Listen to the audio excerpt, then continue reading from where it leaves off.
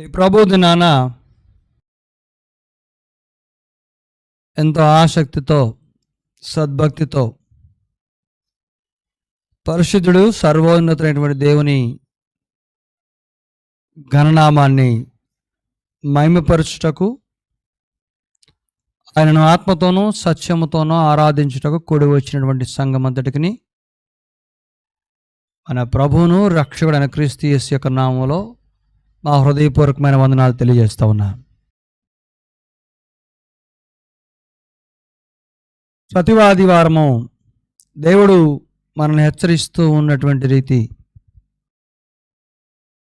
ఆయన ప్రేమను తెలియజేస్తూ ఉంది. అంతేకాదు, వింటూ ఉన్నటువంటి వాక్యము మన అంతరంగాల్లో ఫలించినదైతే, అనగా దాని ప్రకారము జీవించుటకు మనందరము సన్నద్ధులమైతే అది మరింత ప్రభావితం చెంది మనల్ని అనుదినము నూతనపరుస్తుంది. మన ద్వారా అనేకులు దేవునికి వెలుపల ఉన్నవారు దేవుని యొక్క రాజ్యంలోకి ఆకర్షితులవుతారు. ఈ దినాన చదివించబడ్డ వాక్య ధ్యానాన్ని బట్టి అపోస్తలుడైనటువంటి పౌలు తిమోతికి రాసిన 2వ పత్రికలో తిమోతిని ఉద్దేశించి, అలాగే ఆ కాలం మొదలుకొని అంతకు ముందున్నవారు, ఆ తర్వాత వారు, ఇప్పటి వారు అందరూ కూడా హెచ్చరించబడవలసిన ఒక సందర్భాన్ని గుర్తు చేస్తూ ఉన్నాడు. ఇక్కడ ఇవ్వబడ్డ హెచ్చరిక అంత్యదినములలో అపాయకరమైన కాలముల గురించి, అపాయకరమైనటువంటి కాలములు. పదవిలోనే ఆ కాలములు అపాయం కలుగు చేస్తుంది, ప్రమాదకరమైనటువంటి కాలాలు. ఎవరికి? అందరికీ, మరి విశేషంగా ప్రభుని వెంబడించేటువంటి వారికి. దీని గురించి చాలా సందర్భాల్లో మనం విన్నుంటామేమో, అయినా మరి విశేషంగా ఈ పత్రికలో పౌలు ఏ సంగతులు గుర్తు చేస్తూ మనల్ని హెచ్చరిస్తూ ఉన్నాడో తెలుసుకునే ప్రయత్నం చేద్దాం. ఈ అపాయకరమైనటువంటి కాలాల గురించి ప్రప్రథమంగా తిమోతితో రాయబడ్డ సందర్భమేం కాదు ఇది. ఇంతకు ముందు కూడా సంఘమును, విశ్వాసులను హెచ్చరించాడు పరిశుద్ధాత్మ. యేసు ప్రభు దీని గురించి హెచ్చరించాడు. అపోస్తల కార్యములు 20వ అధ్యాయం 29-30 వచనాలు మనం చదివితే అక్కడ పౌలు ఇలాగూ సంఘానికి, విశ్వాసులకు భవిష్యత్తులో సంభవించబోయే మత భ్రష్టత్వాన్ని గురించి, ప్రమాదాన్ని గురించి హెచ్చరించాడు.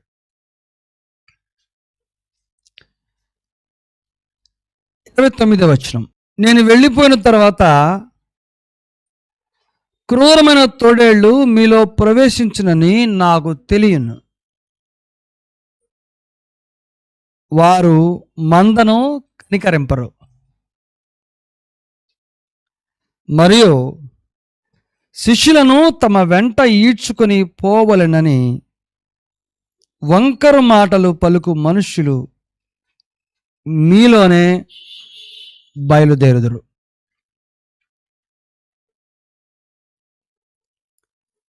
ఈ మాటలలో విశ్వాసులైన వారిని ఈడ్చుకొని పోయేవారు, చెరిపేవారు, పాడు చేసేవారు, ప్రలోభానికి గురి చేసేవారు, దేవునికి దూరపరిచేవారు, వారు క్రూరమైన తోడేళ్ల వలె ఉండే మనుషులని చెప్పబడింది.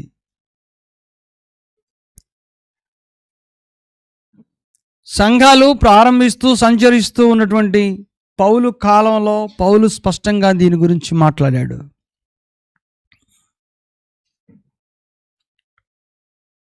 అంతేకాదు,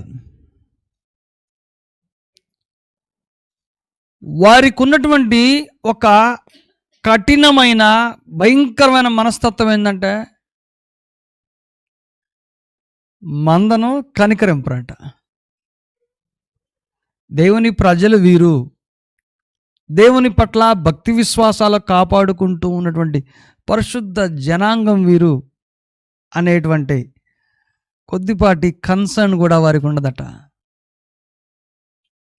మందను కనికరింపరు. అంతేకాదు, ఇష్టపడి యేసుని వెంబడించేటువంటి శిష్యులను తమ వెంట ఈడ్చుకొని పోవలనని వంకర మాటలు పలుకు మనుషులు మీలోనే బయలుదేరుదురు. ఎవరిని సూచిస్తున్నాడు? వీరు ఎక్కడి నుంచి బయలుదేరతారని సూచిస్తున్నాడు పౌలు. యేసుని వెంబడించేటువంటి శిష్యులలో నుండే కనికరం లేని వారు, వంకరు మాటలు పలికేటువంటి వారు, యేసును వెంబడించే వారిని బలవంతంగా తమ వెంట ఈడ్చుకొని పోవాలనేటువంటి మనసు గల్లవారు పౌలు వెళ్ళిన తర్వాత మీలో ప్రవేశిస్తారని చెప్పాడు. వాళ్ళు వెలపటి నుంచి లోపలికి వచ్చి గలిబిలి సృష్టించే వాళ్ళేమీ కాదు, మీలోనే బయలుదేరతారు. ఆలోచించండి. ఈనాటి సమాజంలో దేవుని యొక్క వాక్యాన్ని కలిపి చెరుపుతూ మనుష్యుల విశ్వాసుల ప్రాథమికమైనటువంటి ఆత్మీయతను పాడు చేస్తూ ఉన్నవారు ఇతర మతస్థుల, లేకుంటే ఈ బైబిల్ని బోధించేవాటి వారిలోనే ఉన్నారా? బోధించే వారిలోనే ఉన్నారు. వారు ఎక్కడి నుంచి ఉద్భవించారు? యేసును వెంబడించేటువంటి వారి జాబితాలో నుంచే ఉద్భవించారు. అయితే యేసుని వెంబడించేటప్పుడు ఒకే మనసు, ఒక భావము, ఒక తాత్పర్యము, ఒక లక్ష్యంతో కదా పనిచేయాల్సింది. అందరూ కలిసి యేసు వెంట కదా నడవాల్సింది. మరి వీరేంటి తమ వెంట ఈడ్చుకొని పోయేటువంటి మనసు గలవారై ఉంటారని వాళ్ళ కార్యాచరణ చెప్పాడు. అంటే యేసుని వెంబడించగోరి ఆయన వద్దకు వచ్చినటువంటి వారిలో కొందరికి కాలం గడుస్తున్న కొద్దీ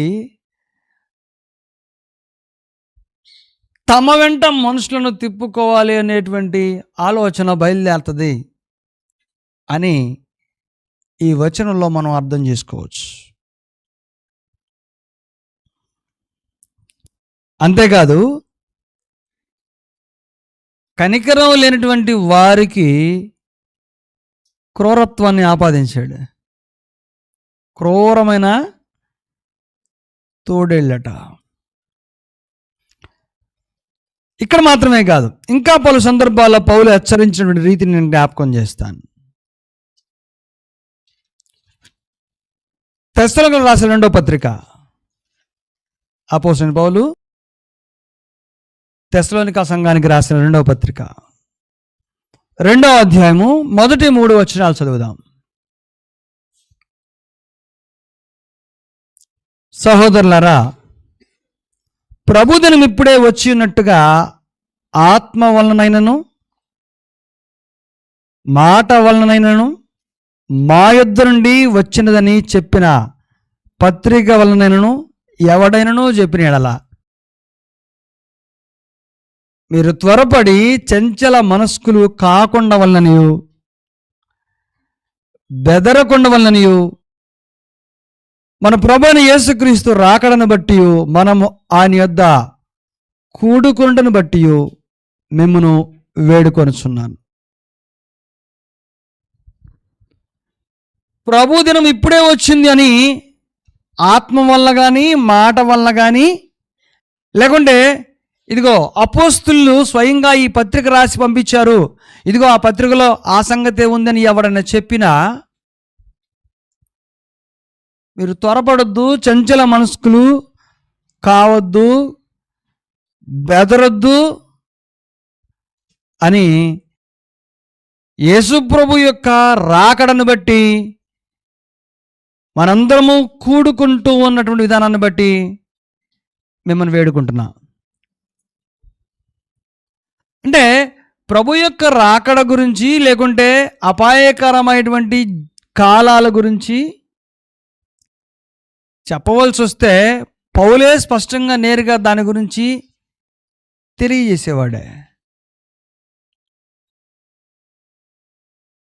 కానీ వీరికంటే ముందే అది ఇప్పుడే వచ్చింది అని చెప్పేటువంటి వారు బయలుదేరతారు. అది ఆత్మ చెప్పిన మాట అని అంటారు, లేకుంటే అపోస్తులు పంపించినటువంటి సమాచారం ఇది అంటారు, లేకుంటే ఇది ఒక పత్రిక ప్రకారం రాసి పంపించారని కూడా చెప్తారు. మీరు చంచల మనస్కులు కావద్దు, కదలొద్దు, బెదరొద్దు, భయపడాల్సిన అవసరం లేదు. అంచేత పౌలు అపోస్తుల కాలంలో చెప్పిన రీతిగా, తెస్సలోనిక సంఘాన్ని హెచ్చరించిన రీతిగా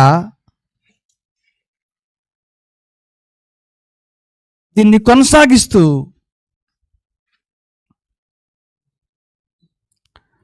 తిమోతితో కూడా ఈ సంగతి హెచ్చరించాడు. 1 తిమోతి 4వ అధ్యాయం 1వ వచనంలో మాట్లాడుతూ, అయితే కడవరి దినములలో కొందరు అబద్ధికుల వేషధారణ వలన మోసపరుచు ఆత్మల యందును దయ్యముల బోధ యందును లక్ష్యముంచి విశ్వాస భ్రష్టులగుతారని ఆత్మ తేటగా చెప్పుచున్నాడు. ఈ వచనంలో ఏముందో గమనించాలి. కడవరి కాలమందు అబద్ధ బోధకులు వస్తారు అనేటువంటి వచనం కాదు ఇది. వాళ్ళు వస్తారన్న సంగతి ముందే చెప్పాడు. వాళ్ళ వేషధారణ వలన విశ్వాసులైన వారు మోసపరుచు ఆత్మల పట్ల, దయ్యముల బోధ పట్ల లక్ష్యం ఉంచుతారట. అబద్ధ బోధకుల యొక్క రాక గురించి మాట్లాడట్లా, వాళ్ళు వచ్చినప్పుడు ఏం జరుగుతుందో చెబుతున్నాడు. వాళ్ళు వచ్చినప్పుడు ఏం జరుగుద్దట? మోసపరుచు ఆత్మల పట్ల మనుషులు దారి మళ్ళుతారు. దయ్యాలు బోధించే బోధ యందు లక్ష్యం ఉంచుతారు. ఒకసారి మనం అందరం ప్రశ్నించుకుందాం. ఒకసారి మనలో ఎంతమందికి దయ్యాలు బోధించే బోధ అంటే ఇష్టం? మనలో ఎంతమందికి అబద్ధ బోధ అంటే ఇష్టం? పరిశుద్ధాత్మ సాక్షిగా ధైర్యంగా చెప్పగలం కదా, మనకి ఇష్టం లేదు, మనం వాటిని వెంబడించమని చెప్తామా లేదా? ఎందుకంటే ఎవరికి ఇష్టం లేదు. ప్రభుని వెంబడించేవారు ఎవరు కూడా అబద్ధ బోధను వెంబడించాలని అనుకోరు. దయ్యముల బోధన ఇష్టపడరు. మరి అలాంటప్పుడు ఎందుకని పౌలు ఇంత స్పష్టంగా రాశాడు? అక్కడే ఉంది. మోసపరుచు ఆత్మ అట అది. అంటే ఎవరినైనా మోసం చేయగలదు. నేను అబద్ధ బోధను వెంబడించును, దయ్యముల బోధన నేను లక్ష్యముంచునని స్థిరంగా బలంగా నమ్మి బ్రతికే వారిని సైతం మోసం చేసేటువంటి శక్తి ఆ దయ్యముల బోధకి ఉంటుంది. అంటే అది ఎలా అనిపిస్తుంది అంటే, అబద్ధమును నమ్మేటట్టుగా, ఆసక్తికరంగా, తీయగా, కమ్మగా, అంగీకారయోగ్యంగా, సమ్మతింపజేసేటట్టుగా ఉంటుంది. ఈరోజు మీరు టీవీలో చూడండి, ఒక కొత్త రకం ప్యాటర్న్ గమనిస్తూ ఉన్నాం మనం. ఒక నూతన వరవడి ఈరోజు టీవీల్లో ప్రకటించేటువంటి వాక్యాల్లో మీరు వింటా ఉండొచ్చు. అదేంటంటే,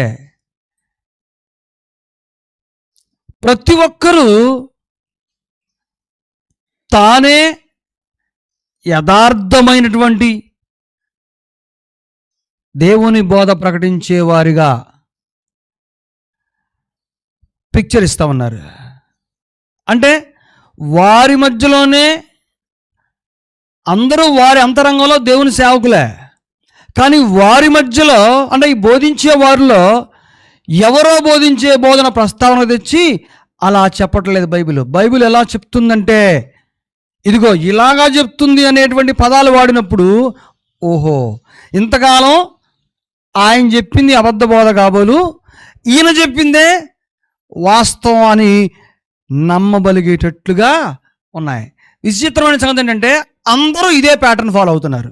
అది ప్రాబ్లం.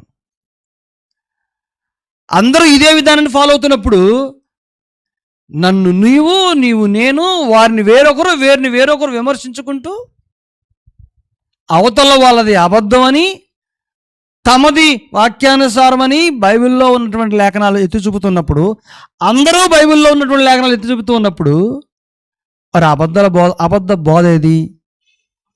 దయ్యముల బోధ ఏది? సరే, ఏది అబద్ధ బోధ, ఏది దయ్యముల బోధ అనే విషయాన్ని పక్కనుంచితే, మనకున్నటువంటి హెచ్చరిక ఏంటంటే, నువ్వే మోసపోయే ప్రమాదం ఉంది, అది గుర్తుపెట్టుకోమంటాడు. ఇక్కడ హెచ్చరిక చేసి తీవ్రమైన పదం ఏంటంటే, విశ్వాస భ్రష్టుల గుద్దురని ఆత్మ తేటగా చెప్పాడట. విశ్వాసాన్ని విడిచిపెట్టడం గురించి మాట్లాడలా, లోకంలో కలిసిపోతారని చెప్పలా. విశ్వాస భ్రష్టులు, విశ్వాసంలోనే భ్రష్టత్వం, అది చాలా తీవ్రమైంది. విశ్వాస భ్రష్టత్వం చాలా తీవ్రమైంది. అది క్రైస్తవ సమాజాన్ని అంతటినీ పాడు చేయగలదు, మూలాలని కదిలించగలదు, పునాదుల్ని వణికించగలదు. ఒక్క పునాదిని తప్ప ఏ పునాన్నైనా వణికించగలదు, కదిలించగలదు, కానీ ఒక్క పునాది జోలికి మాత్రం అది రాలేదు. ఎవరు ఆ పునాది? క్రీస్తు యేసు. అక్కడికి రావడానికి అది ధైర్యం చేయదు. పౌలు ఈ సంగతులన్నీ గుర్తు చేస్తూ ఇప్పుడు వచ్చాడు.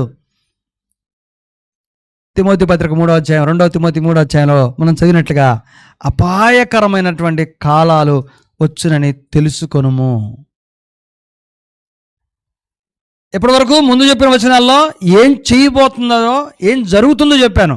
అయితే ఆ జరుగుతూ ఉన్నవన్నీ ఏం కలుగు చేస్తాయి విశ్వాస సమూహానికి అని అంటే, అపాయాన్ని కలుగు చేస్తాయి. ఏంటి అపాయం? తీవ్రమైన అపాయం ఏంటి? ఇంతకుముందు చదివాం, విశ్వాస భ్రష్టత్వం కలుగు చేస్తుంది. ఈ అపాయకరమైనటువంటి కాలముల గురించి మనం బహు జాగ్రత్తగా ఉండాలి.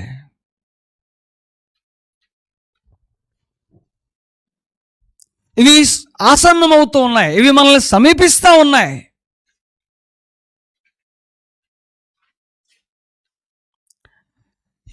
ఈ అపాయకరమైనటువంటి కాలాల గురించి దేవుడు ముందు కాలాల్లో కూడా అన్ని యుగాల్లో మనుషుల్ని హెచ్చరిస్తూనే వచ్చాడు.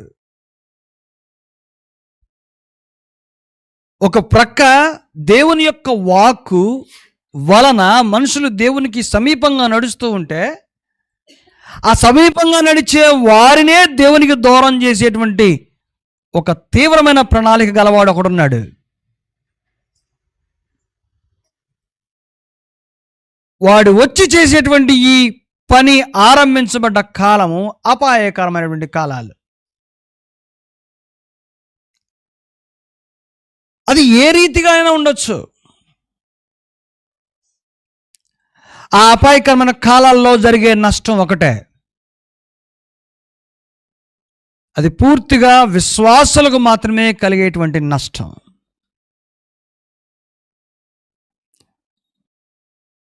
సత్యంపై జరిగి జల్లబడేటువంటి బురద. సత్యము కలుషితమయ్యేటువంటి అపాయకరమైన కాలం అది. ఆ మనుషులు నమ్మి ఉన్నటువంటి సత్యం, ఈ రెండు కలుషితం అవుతాయి. బాగా ఆలోచించాలి. ఇంతకంటే తీవ్రమైనటువంటి నష్టం దేవుని యొక్క రాజ్యానికి మరేది లేదు. ఏ స్వార్థ విని మనము యేసుని పరలోకం కొరకు, నిత్యజీవం కొరకు వెంబడిస్తూ ఉన్నామో ఆ వెంబడించేటువంటి పరసంబంధమైన సమూహము కలుషితం అవటం, అలాగే వారు ఏ వాక్యాన్ని, ఏ సత్యాన్ని విన్నారో ఆ సత్యమే కలుషితం అవటం కంటే ప్రమాదం మరేమైనా ఉందా?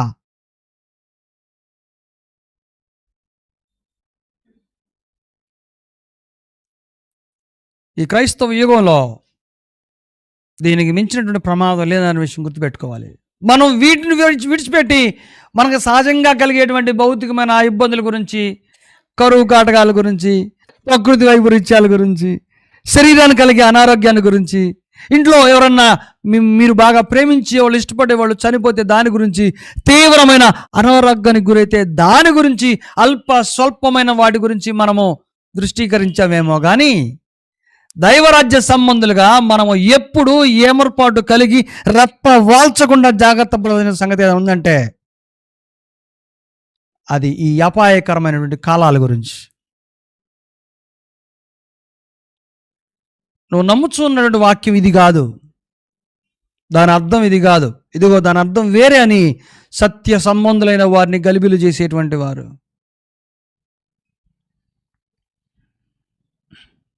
మీలో ప్రతిరోజు దేవుని యొక్క వాక్యాన్ని ఆడియో ద్వారా కానీ, వీడియో ద్వారా కానీ వినేవాళ్ళు ఎంతమంది? ఛానల్స్లో చాలా భక్తిపరులు కదా. మనం ఖాళీ సమయంలో టీవీ చూస్తుంటాం కదా. రైట్, ఏ ఛానల్ చూస్తున్నారు? మీ భక్తి దేని మీద ఉంది? వాక్యం ఎవరు చెప్పినా ఈయన బాగా చెప్పాడు, ఈయన ఇంకా బాగా చెప్పాడు, ఈయన చెప్తుంటే బాగా అర్థమవుతుంది అని అనిపించేటువంటి బోధనలు ఉన్నాయా లేవా? ఉన్నాయా? ఎందుకు అలా కనిపిస్తూ ఉంది? ఎందుకు అనిపిస్తూ ఉందంటే బాగినాలి, మీకు ప్రకటించబడుతూ ఉన్నటువంటి, నేరుగా ముఖాముఖిగా మీకు ప్రకటించబడుతూ ఉన్నటువంటి వాక్యాన్ని అనుసరించే తీరిక లేదు కాబట్టి టీవీ పెట్టుకొని వినేవి బాగా ఆసక్తిని కలుగజేస్తూ ఉన్నాయి, ఇష్టాన్ని పెంచుతూ ఉన్నాయి. నీకు అర్థమైన పాయింట్?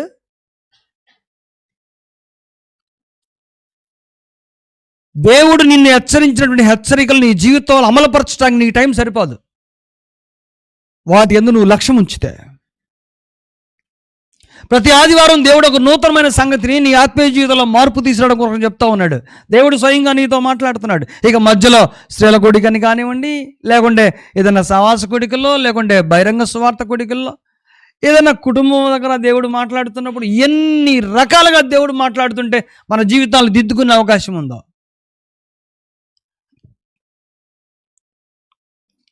కానీ వినటానికి ఎక్కువ ఆసక్తి చూపడం వలన ఇవి వింటూ ఉన్నావు, మనలో ఆసక్తి పెరుగుతుంది, ఇష్టం పెరుగుతుంది. ఈ విధానానికి నువ్వు అలవాటు పడ్డావు అని అంటే నీకు అప్పటికే ప్రకటించబడుతున్న దాన్ని నీ జీవితంలో సుస్పష్టంగా లోకానికి చూపించేటువంటి తీరిక నీకు సన్నగిల్లింది. దానిపై నీకు దృష్టి లేదు. అపోస్తల 2వ అధ్యాయంలో యోవేలు ప్రవచించినటువంటి ప్రవచనాన్ని పేతురు గుర్తు చేశాడు.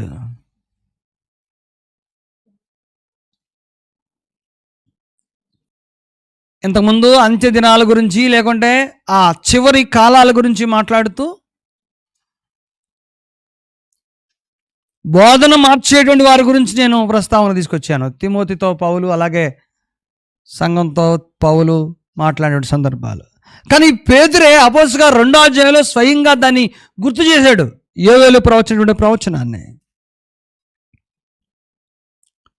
16-17 వచనాల్లో యోవేలు ప్రవక్త ద్వారా చెప్పబడిన సంగతి ఇదే.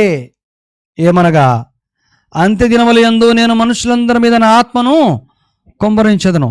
దేని గురించి ప్రస్తావన? అక్కడ సుస్పష్టంగా వారి కళ్ళ ముందు సంభవించినటువంటి ఒక సంఘటన. ఏంటా సంఘటన? పైన చెప్పాడు 3-4 వచనాల్లో. అందరూ ఒక చోట కూడుకొని ఉన్నప్పుడు అగ్ని జ్వాలల వంటి నాలుకలు విభాగింపబడి వారి మీద వాలబడ్డది. వారిలో ఒక్కొక్కరి మీద వాలగా అందరూ పరిశుద్ధాత్మ నిండిన వారై ఆ ఆత్మ వారికి వాక్శక్తి అనుగ్రహించిన కొలది అన్య భాషలో మాట్లాడసాగిరి.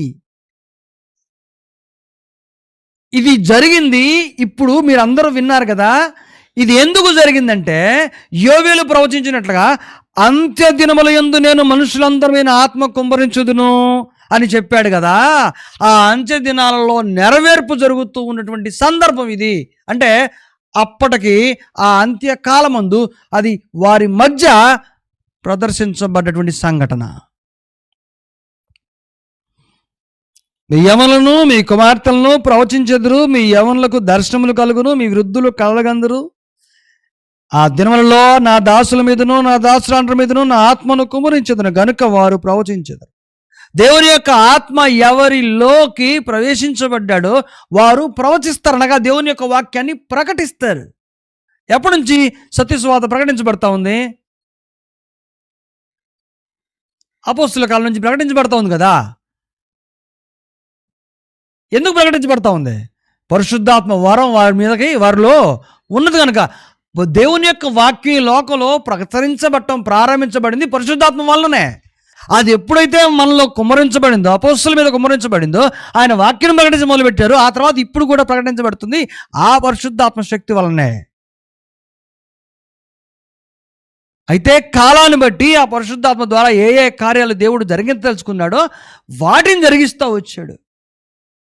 అద్భుతాలు సూచకలు అవసరమైతే ఆయన ఏమాత్రం సంకోచం లేకుండా వాటిని జరిగించాడు. భాషలు అవసరమైతే భాషలు ఆమోదించాడు. భాషలకు అర్థం చెప్పేవాళ్ళు అవసరమైతే అర్థం చెప్పే వాళ్ళని మాట్లాడే వాళ్ళ నుంచే లేపాడు. సూచక్రియలు మాత్కారాలు అవసరమైతే వాటిని జరిగించాడు.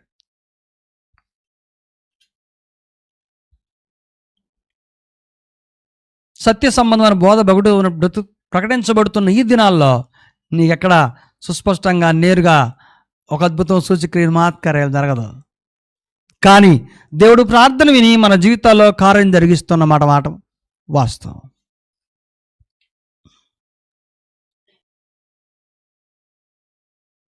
అందువలన అపాయకరమైనటువంటి కాలములు మన కళ్ళ ముందు ఇన్ని జరిగించబడుతూ ఉండగా వాటి మధ్యలో మనం బ్రతికేటువంటి ఒక దౌర్భాగ్యపు స్థితి. పేతురు రాసిన 2వ పత్రిక 3వ అధ్యాయం 3వ వచనం మనం చదివితే, అపోస్తలుల కార్యాల్లో గుర్తు చేసినట్టు పేతురు మళ్ళీ ఇక్కడ ప్రస్తావన తీసుకొస్తా ఉన్నాడు. 2వ పేతురు పత్రిక 3వ అధ్యాయం 3వ వచనం, అంత్య దినములలో అపహాసకులు అపహాసించుచూ వచ్చి తమ స్వకీయ దురాశల చొప్పున నడుచుకొనుచు ఆయన రాకడను గూర్చిన వాగ్దానమేమాయనో పితరులు నిద్రించిన తమ స్వకీయ దురాశల చొప్పున నడుచుకొనుచు ఆయన రాకడను గూర్చి వాగ్దానమేమాయనో పితరులు నిద్రించినది మొదలుకొని సమస్తమును సృష్టి ఆరంభమవునట్టున్నట్టే నిలిచి ఉన్నదే అని చెప్పుదురని మొదట మీరు తెలుసుకొనవలెను. ఏం చెప్తారంట? అపహాసకులు అపహసిస్తూ వస్తారట, హేళన చేస్తూ వస్తారట. ఒక 3 రోజుల క్రితం టీవీలో ఒక ఆయన మాట్లాడుతున్నాడు. ఎప్పటి నుంచో క్రైస్తవులు ప్రభు రాకడా, రెండో రాకడా అని చెప్తా ఉన్నారు. ఇప్పటికి 2024 వచ్చింది. వాళ్ళ రాకడ ఏమైంది? ఎప్పుడు వస్తాడు?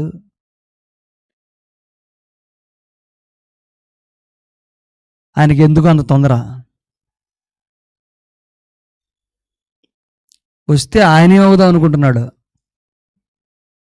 నువ్వేమవుతావు నీకు తెలియదు, కానీ మాకు మాత్రం తెలుసు. నువ్వెక్కడుండబోతున్నావో నీకు తెలియకపోవచ్చు, అది నీకు వరుగు చేయబడింది. కానీ మాకైతే క్లియర్గా ఉంది. మేము దేన్ని కనులారా చూచి విశ్వసించి నమ్ముతున్నామో, ఏది మా చేతులు తాగినో అని అపోస్తులు వాక్యం సాక్ష్యం చెప్పారే. వారు చూచి నమ్మిన దాన్ని మనం చూడక నమ్ముతూ ఉన్నటువంటి దృఢమైన వాక్యం ఉందే. ఏ వాక్యం నీ జీవించే జీవితంలో ఇది తప్పు ఉంది, తిరిగి దిద్దుకోమంటే దిద్దుకోవడానికి యుద్ధం చేస్తున్నామే. అది మన శక్తి. బాగా ఆలోచించాలి ప్రియ సంగమా. ప్రభు యొక్క సంఘానికి ఉన్న ప్రత్యేకత ఏంటో తెలుసా? నిన్ను దేవుడు దిద్దుకోమని సూటిగా చెప్పిన దాని పట్ల దృష్టి పెడతాం. అది ఎప్పుడు దిద్దుకుంటాం అనేది కాలాన్ని బట్టి ఉంటుంది. కానీ భయం కలిగేటువంటి వాళ్ళము మనమే. నా దేవుడు నన్ను ఈ విషయంలో సరి చేసుకోమంటున్నాడా అని అంతరంగంలో ఆలోచన చేసేటువంటి ఒక భక్తి భావన మనలోనే దేవుడు ఉంచాడు.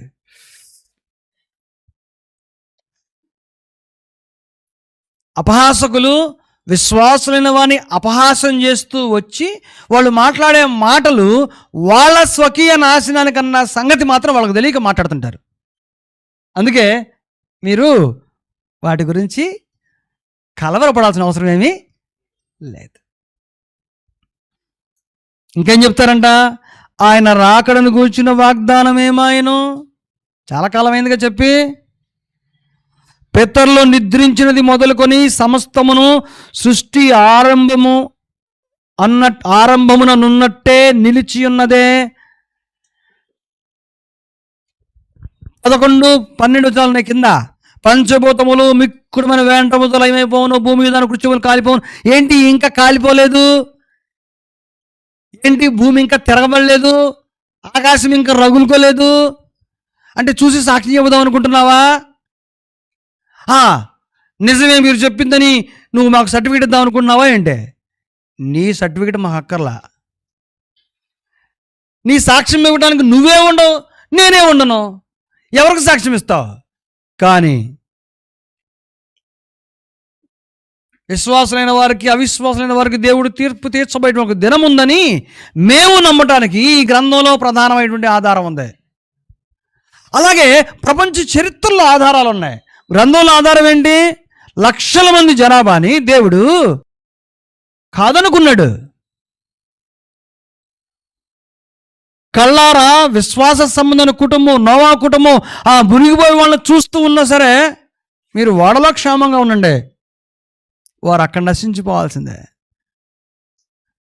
అంటే దేవునికి కావాల్సింది సంఖ్య కాదు. ఎవరైతే నీతికి నియమానికి కట్టుబడతారో వారిని విమోచించి దానికి వెలుపలున్న వారిని ఎంతమందినైనా సరే శిక్షించడానికి దేవుడు ఏమాత్రమో వెనకాడడు అని చెప్పేటువంటి ఒక ప్రత్యక్షత అది. అదొక్కటేనా? సొదొమ గొమొర్రా పట్టణం గురించి ఏం ఆలోచన చేస్తాం? మూలాల్లో నుంచి కాల్చవేయబడింది కదా. భూమి మీద ఉన్నటువంటి అగ్ని ఎవరో వేస్తే సాలదు ఆ పట్టణం కాల్చబట్టడానికి. ఎవరో ఒకరు చుట్టుపక్కల వాళ్ళు ప్రేరేపించి తగలబెట్టలా. మరేం చేశాడు? అది కాల్చబడాలంటే అగ్ని పరలోకం నుంచే రావాలంట. అక్కడి నుంచి కురిపించాడు గంధకాల్ని. ఎంత కోపం ఉందో, ఎంత ప్రచండమైనటువంటి ఉగ్రత దేవుడు ఆ పట్టణం మీద కురిపించాడు. ఏం తెలియజేస్తుంది సంకేతం? ఆయన అందరినీ చంపగలడు, ఒక పట్టణాన్ని తీసేయగలడు, విర్రవిగి ప్రపంచాన్ని పరిపాలన చేశాము అనేటువంటి మహా చక్రవర్తులు ఏరి కాలగర్భంలో కలిసిపోయారా లేదా? గ్రీకు సామ్రాజ్యం కానివ్వండి, మేడో పర్షియన్ సామ్రాజ్యం కానివ్వండి, రోమా సామ్రాజ్యం కానివ్వండి, బబులోను సామ్రాజ్యం కానీ ఏరి వారందరూ ప్రపంచాన్ని శాసించాలని, తామే పరిపాలించాలని ఆశపడ్డారు. కానీ వాళ్ళ కాల పరిధి నిర్ణయించబడింది. దానిని గురించి లేకుంటే మన విశ్వాసం గురించి మనుషులు హేళన చేసేటవాడు అపహాసం చేస్తూ వస్తారట. ఏం మార్పులు ఏమి జరగలేదు కదా, మొదటి దినము నుండి మనుషులు ఎలాగైతే పుడుతూ చచ్చిపోతున్నారో ఇప్పుడు అలాగే జరుగుతుంది కదా అని అంటారు. ఎంత స్ట్రైట్ స్టేట్మెంట్లో చూడండి. అది ఇంతేనా మనుషులు అనేది ఈరోజు? ఇదే అంటున్నారు లేదా? సో అంటారని ముందు చెప్పాడు, అంటారని ముందు చెప్పాడు.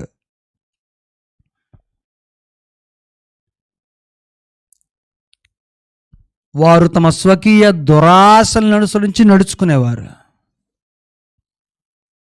చాలామంది యథార్థమైన బోధకులని ప్రజలు నమ్మిన వాళ్ళు ఈరోజు అవమానాలు పాలయ్యారు.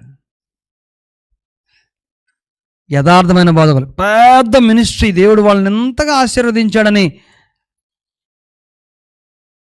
ప్రత్యక్ష పరోక్ష శ్రోతల చేత కొనియాడబడినటువంటి వారు ఈరోజు అవాసు పాలయ్యారు. దేనికో? సత్యము మనుషుల్ని బట్టి ఎన్నడూ లేదు.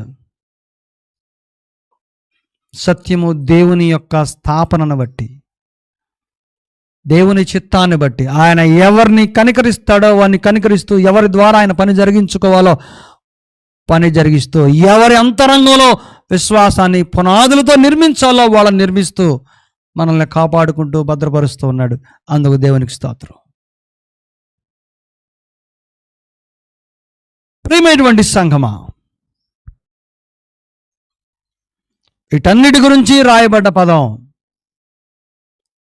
అపాయకరమైన కాలములు. అపాయం అంటే మనం ఏంటేంటో అనుకుంటున్నాం. శత్రువుల గురించి, యుద్ధాల గురించి, వీటి గురించి అనుకుంటున్నాం మనం. మనుషులతో చేయబోయే యుద్ధాల గురించి ప్రస్తావన లేదు అపాయ కాలాల్లో. అన్నిటికంటే అపాయం ఒక్కటే. ఏంటి అపాయం అంటే? అబద్ధ బోధ. అపాయకరమైన కాలాల్లో సత్యము పేరున ప్రకటించబడే అబద్ధ బోధే అత్యంత ప్రమాదకరం. ఎందుకంటే శాశ్వతమైనటువంటి నిత్య జీవాన్ని అడ్డుకుంటుంది మనుషులు చేరకుండా.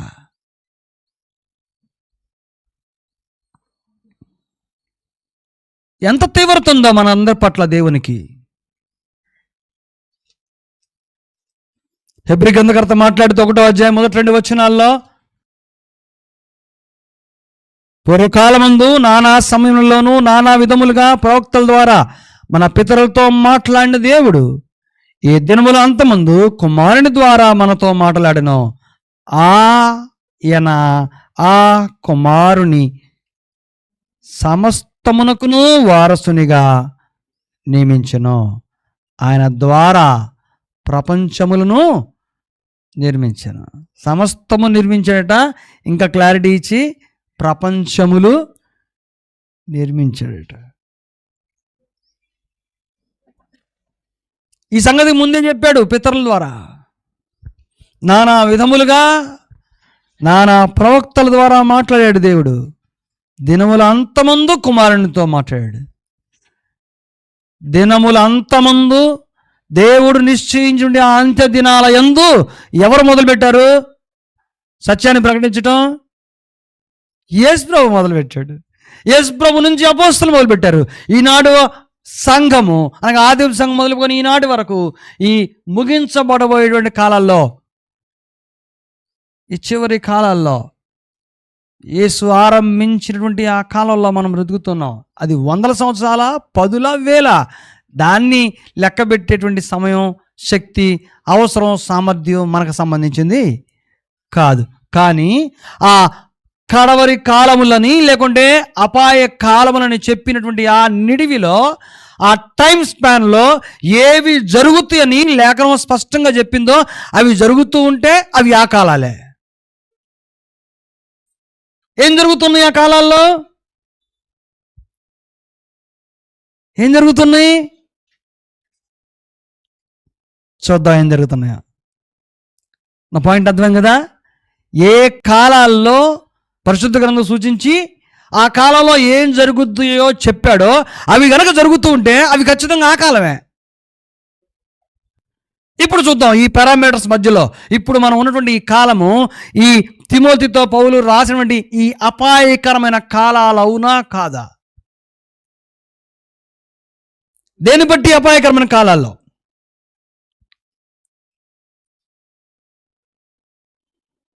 ఏ కాలం అంట? ముగింపు కాలం, అంత్యకాలం అంటున్నాడు. 1 కొరింథీ 10:11 చదువుదాం ఒకసారి. 1 కొరింథీ పత్రిక 10వ అధ్యాయము 11వ వచనం. ఈ సంగతులు దృష్టాంతములుగా వారికి సంభవించి యుగాంతమందున్న మనకు బుద్ధి కలుగుటకై రాయబడిన.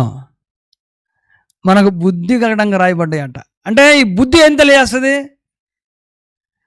బుద్ధి అని దేని వాడతాం? మన ఇంట్లో అప్పుడప్పుడు పిల్లలను కానీ పెద్దలు కానీ నీకేం బుద్ధి లేదా అని సందర్భం వాడతాం కదా. ఏ సందర్భం వాడతాం బుద్ధి అని? తెలియదు అట్లా. బుద్ధి లేదనే మాటని అల్పమైనటువంటి తప్పిదానికి వాడతాం, గుర్తుపెట్టుకోవాలి. అంటే ఈ చిన్న విషయం కూడా నీకు తెలియదా? బుద్ధి లేకపోతే అల్పమైనటువంటి తప్పు చేస్తారు. ఈ చిన్న విషయం కూడా నీకు తెలియదా? అది దాని మెజర్మెంట్.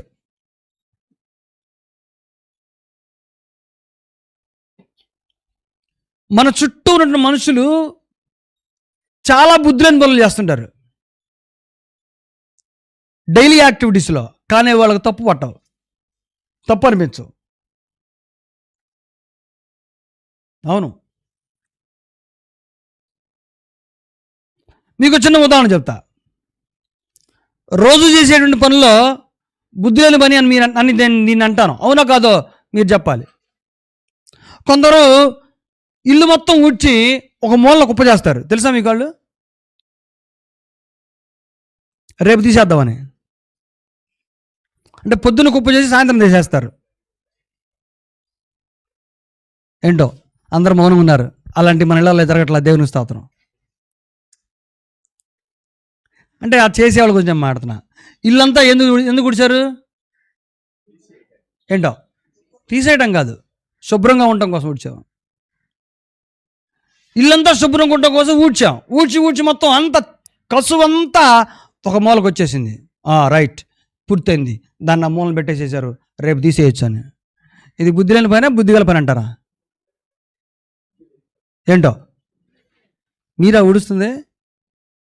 మీరు చెయ్యని పని గురించి అలా మాట్లాడితే ఎలాగ చెప్పు? సరే, అది ఎందుకు బుద్ధి లేని పని చెప్తా నేను. ఊడ్చి మూలలు నెట్టారు కదా, అది రేపు తీస్తే అది అక్కడే ఉంటుందా, లేకుంటే మళ్ళీ ఇల్లు మొత్తం కలిసిద్దా? పర్లేదు, రేపు మళ్ళీ ఊడ్చుకుందాం, ఇబ్బంది ఏమన్నా. నేను అందరికీ పని చేస్తానని చెప్పను.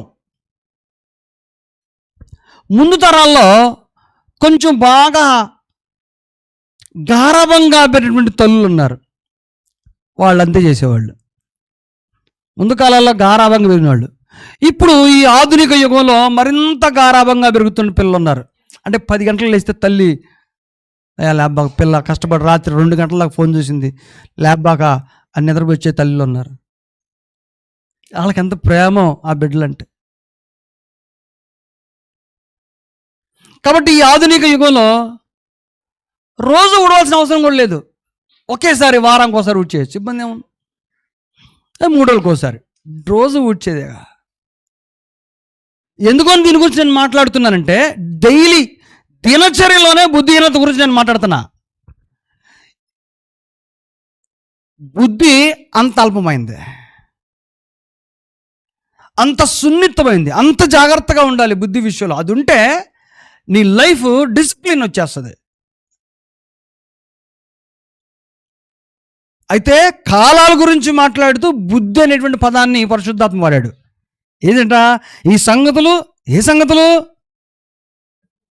గతించిన సంగతులన్నీ కూడా దృష్టాంతములుగా వారికి సంభవించి యుగాంతమందున మనకు బుద్ధి కలుగుటకై రాయబడ్డవన్నీ మనకు బుద్ధి కలగటానికి. ఇట్స్ అ మినిమం థింగ్ అన్నట్టు.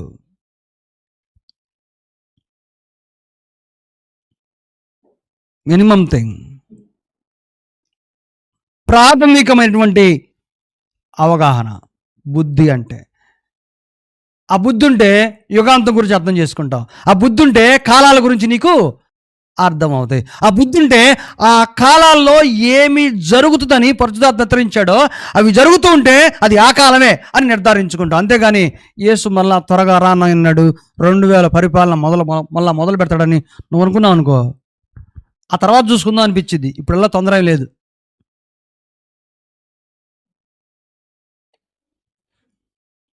ఇప్పుడు చూద్దాం ఆ కాలాలు వేటి పారామీటర్స్ మధ్యలో ఉన్నాయో, దేన్ని బట్టి అది అపాయకరమైన కాలాలు అంటామో. వచ్చేస్తాను పాయింట్లోకి. ఎలా అనగా 2 తిమోతి 3వ అధ్యాయము 2వ వచనం నుంచి. ఎలా అనగా మనుషులు స్వార్థప్రియులు, ధనాపేక్షులు, బింకములాడువారు, అహంకారులు, దోషకులు, తల్లిదండ్రులకు అవిధేయులు, కృతజ్ఞత లేనివారు, అపవిత్రులు, అనురాగరహితులు, అతిద్వేషులు, అపవాదకులు, అజితేంద్రియులు, క్రూరులు, సజ్జన ద్వేషులు, ద్రోహులు, మూర్ఖులు, గర్వాంధులు, దేవుని కంటే సుఖానుభవం ఎక్కువగా ప్రేమించువారు, పైకి భక్తి గల వారి వలె ఉండి దాని శక్తిని ఆశ్రయించును వారునై ఉందురు. ఇట్టి వారికి విముఖుడవైయుండుము. అపాయకరమైన కాలములు ఎలా ఉంటవి అనంటే ఇవి పారామీటర్స్. ఇలాంటి మనుషులు ఏ కాలంలో అయితే ఉంటారో, ఇలాంటి తత్వం ఉన్నవాళ్ళు ఏ కాలం నిడివిలో బ్రతుకుతారో ఆ కాలాల పేరు అపాయకరమైన కాలాలు, ప్రమాదకరమైన కాలాలు. రైట్, ఇక్కడ ఉండే జాబితాలో ఎలాంటి మనుషుల వల్ల ప్రమాదం లేకుండా చెప్పండి. స్వార్థ ప్రియులంట, స్వార్థాన్ని ప్రేమించేవాళ్ళు, ధనాపేక్షకులు. ఇవన్నీ ప్రతి పదాన్ని వివరించవలసిన అవసరం లేదు. వాటన్నిటికి అనుభవం ఈ సమాజంలో నుంచి మనకుంది. అలాగే ఈ సమాజంలో నుంచి మనకుంది అని అంటే దాని అర్థం ఏంటో తెలుసా? నా వల్ల నీకు, నీ వల్ల నాకు అనుభవం వచ్చిందని అర్థం. ఎక్కడో ఉన్నారని కాదు. ధనాపేక్ష ఉన్న వాళ్ళు మనలోనే ఉంటారు, నాలోనే ఉంటాడు ఒకసారి. బెంకములాడేవారు, దోషకులు, తల్లిదండ్రులకు అవిధేయులు, కృతజ్ఞత లేనివారు, అపవిత్రులు, అనురాగరహితులు, అతిద్వేషకులు, అపవాదకులు, అజితేంద్రులు, క్రూరులు, సజ్జన ద్వేషులు, ద్రోహులు, మూర్ఖులు, గర్వాంధులు. ఇవన్నీ ఎక్కడున్నాయి అబ్బా? ఈ మనసు గల వాళ్ళు ఎక్కడున్నారు? తెలుసా మీకు ఇలాంటి వాళ్ళు ఉన్నారని? దేవుని కంటే సుఖానుభవం ఎక్కువగా ప్రేమించేవారు. ఎక్కడున్నారు వీరందరూ? అవతల దేశంలో ఉన్నారా? మనలోనే కాదు, వారి మధ్యలోనే మనం ఉన్నాం చెప్పాలి. మనలో ఉండటం అనేది ఇంకా తీవ్రమైంది. వారి మధ్యలో మనం ఉన్నాము. ఇది ప్రైమరీ క్యాడర్. సివియర్ క్యాడర్ ఏంటంటే వాళ్ళు మన మధ్యలో ఉన్నారు. అంటే అలాంటి వారి మధ్యలో మనం ఉంటుంటేమో లోకమంతా దాంతో నింపబడింది. వారి మధ్యలో జ్యోతుల వల్లే ప్రకాశిస్తూ ఉన్నటువంటి పరిశుద్ధ జనాంగంగా నేనున్నానని అర్థం. అలా కాకుండా మనలోనే ఉందురంటే ఈ హెచ్చరిక వారి మధ్యలో మనం ఉండడం గురించి కాదు, మనలో వాళ్ళు ఉన్నారని చెప్పేటువంటి హెచ్చరిక. మనలో వాళ్ళు ఉన్నారు. అబద్ధాన్ని బోధించే వాళ్ళు లోకంలో అంటే మనకేం భయం? దాని గురించి చింత ఉంది. వారు మీలో నుండే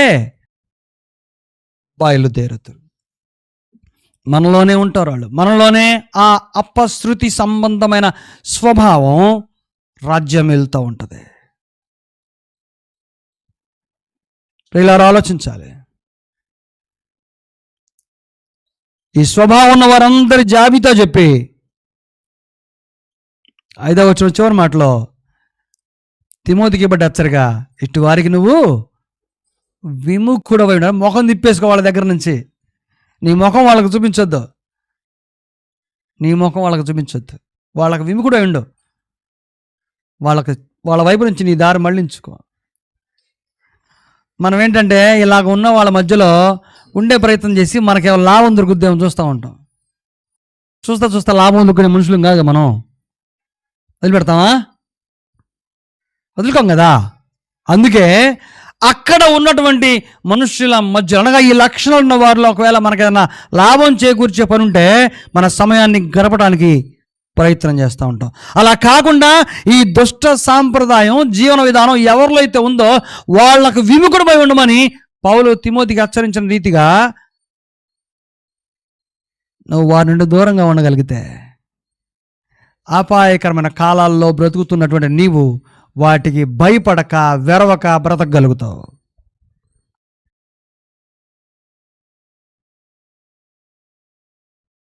చూడండి ఎంత చక్కగా మాట్లాడుతున్నాడో. ఆ కాలము యొక్క తీరు ఎలా ఉంటుందో, ఆ కాలము యొక్క తత్వం, ఆ కాలము యొక్క స్వభావం, ఆ కాలంలో మనుషుల విధానం గురించి 2 నుంచి 5 వచనాల వరకు చెప్పాడు. ప్రియులారా, ఆలోచించాలి.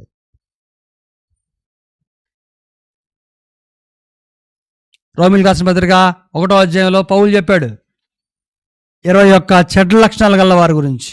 1వ అధ్యాయం 28 నుంచి 32 వరకు మనం చదివితే అక్కడ ఒక పెద్ద జాబితా ఇవ్వబడింది. అక్కడ హెచ్చరించాడు, మళ్ళీ ఇక్కడ హెచ్చరిస్తున్నాడు. పౌలుకి ఎంత జాగ్రత్త, దేవుని ప్రజలైన వారు పరిశుద్ధులుగా నిర్దోషులుగా బ్రతకాలని, చెడ్డ ప్రభావం వారిపై పడకుండా ఉండాలని ఎంతగా తిమోతిని ప్రేమించాడో, మనల్ని ప్రేమించాడో ఈ సంగతులు నేరుగా రాశాడు. 28వ వచనం, రోమపత్రిక 1వ అధ్యాయం 28వ వచనం, మరియు వారు తమ మనసులో దేవునికి చోటు నల్లకపోయారు కనుక చేయరాని కార్యములు చేయుటకు దేవుడు భ్రష్ట మనస్సుకు వారిని అప్పగించను. అట్టివారు సమస్తమైన దుర్నీతి చేతను, దుష్టత్వము చేతను, లోభము చేతను, ఈర్ష్య చేతను నిండుకొని మత్సరము, నరహత్య, కలహము, కపటము, వైరమను వాటితో నిండిన వారై కొండగాండ్రులను, అపవాదకులను, దేవద్వేషకులను, హింసకులను, అహంకారులను, వెంకమలాడు వారును, చెడ్డవాడిని కల్పించువారును, తల్లిదండ్రులకు అవిధేయులను, అవివేకులను, మాట తప్పువారును, అనురాగ రహితులను, నిర్దయులునైరారు. ఇలాంటి మనస్తత్వం ఉన్నటువంటి మనుషుల కాలం మధ్యలో నువ్వు బ్రతుకుతా ఉన్నావు. బాగా ఆలోచించాలి ప్రియమైనటువంటి సంగమా. అలాంటి మనుషులున్న వారి మధ్యలో నువ్వు బ్రతుకుతున్నావా, లేకుంటే ఈ మనస్తత్వం ఉన్న వాళ్ళు మన మధ్యలోనే ఉన్నారా? ఏది సంభవించినా సరే వీటి పేరు అపాయకరమైన కాలాలు. ఈ 2 జాబితాలు మనం దగ్గర పెట్టుకుంటే మనకు భయం కలుగుతుంది. నాలో ఒకవేళ ఈ తత్వం ఏదైనా ఒకటి ఉందా? నీలో ఈ తత్వం ఉంటే, ఈ ప్రసంగం అర్థమైన వారు ఎక్కడుంటే, మనలో ఎవరికైనా వీటిల్లో ఒక్క తత్వం ఉంటే అవతలి వ్యక్తికి సంకేతం వెళ్తుంది. ఏమనంటే, ఇదిగో వీడేవాడు, మనుషుల విశ్వాసాన్ని చెడగొట్టేవాడని మనలో ఎవరి గురించో ఇంకొకరు అనుకుంటారు. ఒకవేళ నాలో లక్షణం ఉంటే మీరందరూ అతి తేలిగ్గా నన్ను గుర్తుపెట్టగలుగుతారు. అయితే అలాగే మీలో ఎవరిలో ఉంటే మీ తోడున్నటువంటి వారు మీలో ఆ లక్షణాన్ని అతి తేలిగ్గా గుర్తుపట్టగలుగుతారు. వీడు అబద్ధికుడు అండి, నోరు తెరిస్తే నిజాలు చెప్పడు, అసలు వీడు వేస్తారు.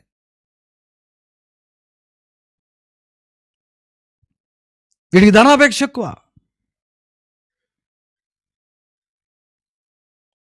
వీడు ప్రేమ లేనివాడు, అనురాగం లేనివాడు, కృతజ్ఞత లేనివాడు, తల్లిదండ్రులను ద్వేషించేవాడు, గర్వాంధుడు, ద్రోహి, సజ్జన ద్వేషిత, మంచి వాళ్ళని ద్వేషించేవాడు. ఈ లక్షణాలన్నీ ఎవరిలో అయితే ఉన్నాయో, లేకుంటే నాలో అయితే ఉంటే, ఈ అపాయ కాలాలకి ఆరంభం నేనే. ఈ కాలం గడుస్తూ ఉన్నటువంటి సమయాలలో దాని మధ్యలో మనం బ్రతుకుతున్నాం, లేదా ఆ తత్వం ఉన్నవారు మన మధ్యలో ఉన్నారు. ఇలా ఆలోచించండి. ఎలాగనగా మనుషులు ఎలాగుంటారో చెప్పాడు, మనం అలాగుంటున్నామేమో. మనం అలాగ ఉంటే ఈ వచనం అర్థమై పరిశీలించేవారు మనల్ని బట్టి ఈ అపాయకరమైన కాలాలని నిర్ధారించుకుంటారు. వేరొకరిని బట్టి ఇవి అపాయకరమైన కాలాలు, నేను జాగ్రత్తగా ఉండాలి, అట్టి వాటికి విముఖున్నై ఉండాలి అని నేను నిర్ణయం తీసుకోవాలి కదా, తప్ప నా వల్ల ఇంకొకరు ఇవి అపాయకరమైన కాలాలని గుర్తించి నీకు విముఖులుగా ఉన్నారనుకో, నువ్వు ఒంటరివాడు అయిపోతావు. నీతో చూస్తున్నట్టే, నీతో సావాసం చేస్తున్నట్టే కనిపిస్తారు మనుషులు, కానీ నువ్వు దైవ చిత్తానికి వ్యతిరేకమనే ముద్రేస్తారు. అది కనిపెట్టడం చాలా తేలిక. చాలామందికి ఉన్నటువంటి ఒక దుస్వభావం ఏంటో తెలుసా? ఎవరికి తెలియదులే అనుకుంటారు, ఎవరో కనిపెట్టలేరు అనుకుంటారు. అవును, మనుషులు ఎవరికి తెలియకపోవచ్చు, మనుషులు ఎవరో కనిపెట్టలేకపోవచ్చు అనేది నీ భ్రమ. పోనీ అది నిజమే అయినా సరే, నిన్ను విమోచించిన వాడు మాత్రం, నీ పైన తన కుమారుని యొక్క రక్తాన్ని ప్రోక్షించిన వాడు మాత్రం అతి తేలిగ్గా నిన్ను గుర్తిస్తాడు. నిన్ను గుర్తించి ఈ లోకాన్ని నువ్వు ఎవరో తెలియపరుస్తాడు. ఈ కడవరి కాలాల్లో, అంచె దినాలలో అపాయకరమైన కాలంలోనే అని మనకు అర్థమవుతా ఉంది. ఇలాంటి లక్షణాలు ఉన్నటువంటి వారు మన మధ్యలో ఉండటం వలన, వారి మధ్యలో మనం బ్రతకటం వలన ఏమరపాటుతో బ్రతుకుదాం, ఆ తత్వంలోంచి వైదొలుగుదాం, కృషి చేద్దాం, శ్రమ పడదాం. ఎందుకంటే క్రీస్తు యేసునందు పరిశుద్ధపరచబడి పరిశుద్ధులుగా ఉండుట కొరకు పిలువబడ్డ వారం కదా మనం. ఈ లోకంలో దైవవాక్యాన్ని చేతబట్టుకుని జ్యోతుల వల్లే ప్రకాశించవలసిన వారం కదా. అంత గొప్ప బాధ్యత దేవుడు మన మీద ఉంచాడు. అలాంటి విశ్వాస సంబంధమైన జీవితాన్ని జీవిస్తూ పోరాటంలో విజయోత్సాహంతో ముందుకు సాగటానికి అట్టి కృపను, అపాయకరమైన కాలాల్లో నిలదొక్కొని దేవుని నీతిని చాటగలిగే భాగ్యాన్ని దేవుడు మనకు తన కుమారుడైన క్రీస్తు యేసు యొక్క రాకడ పర్యంతము నిండుగా మెండుగా దయచేయునుగాక.